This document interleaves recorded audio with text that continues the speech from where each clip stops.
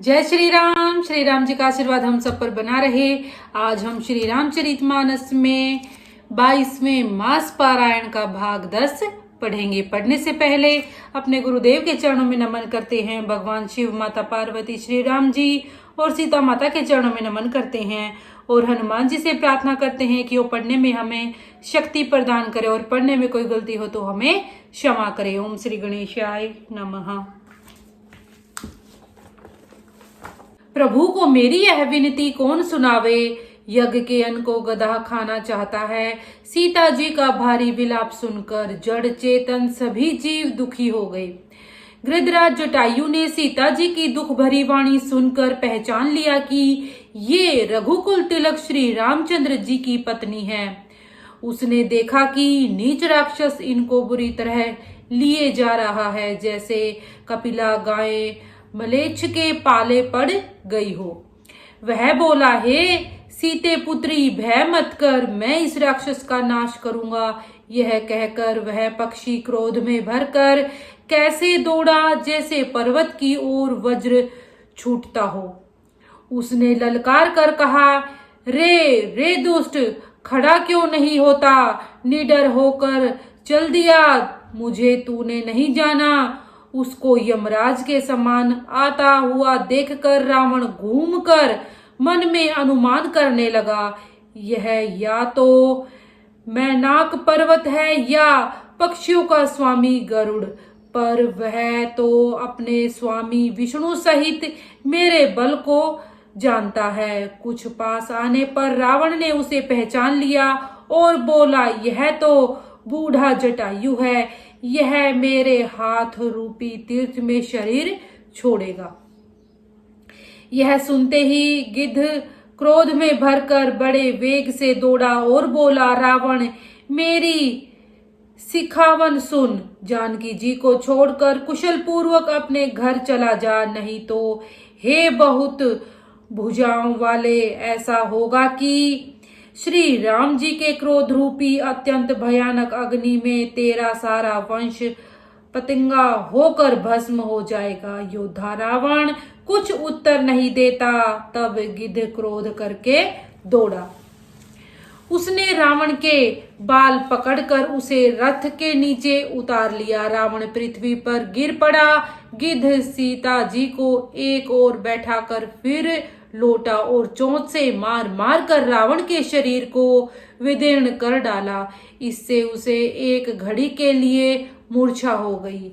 तब खिसियाए हुए रावण ने क्रोध युक्त होकर अत्यंत भयानक कटार निकाली और उससे जटायु के पंख काट डाले।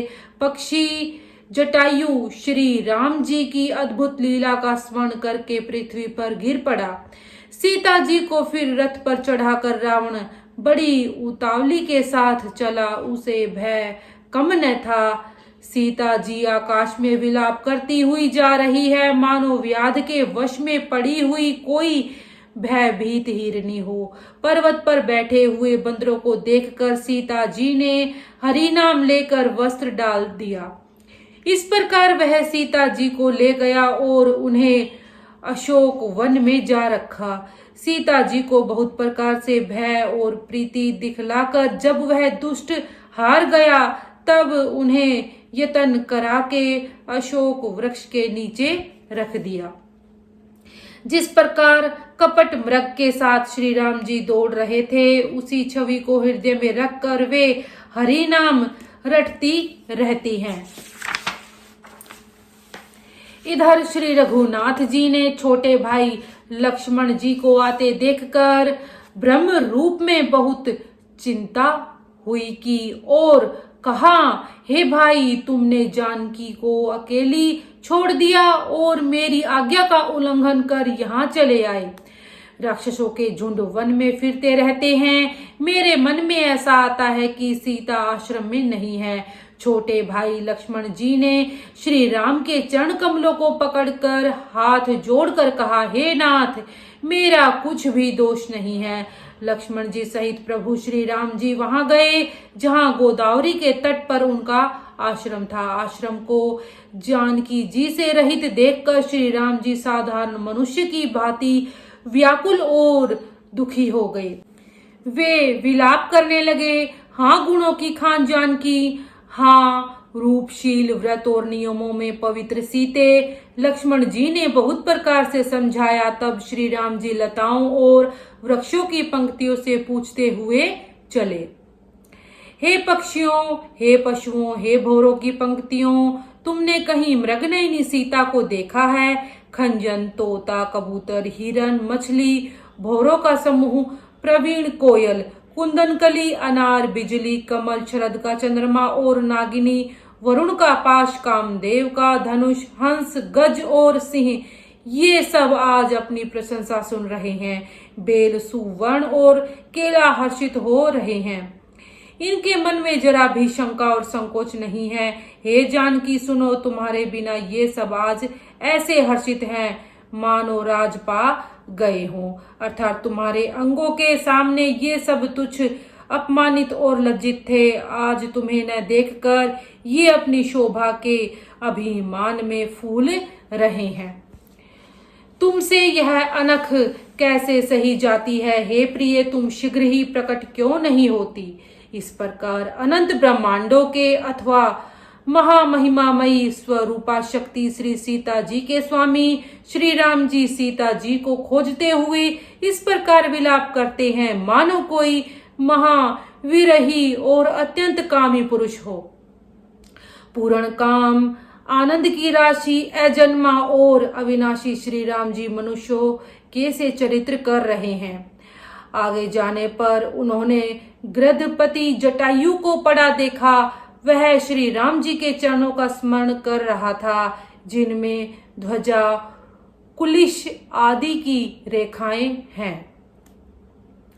कृपा सागर श्री रघुवीर ने अपने कर कमल से उसके सिर का स्पर्श किया। शोभाधाम श्री राम जी का परम सुंदर मुख देखकर उसकी सब पीड़ा जाती रही। तब धीरज धरकर गिद्ध ने यह वचन कहा, हे भव के भय का नाश करने वाले श्री राम जी सुनिए।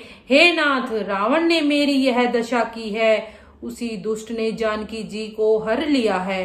हे गोसाई, वह उन्हें लेकर दक्षिण दिशा को गया है।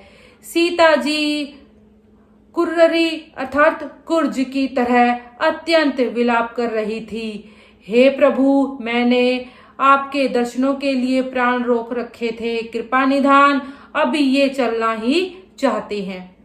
श्री रामचंद्र जी ने कहा, हे तात, शरीर को बनाए रखिए।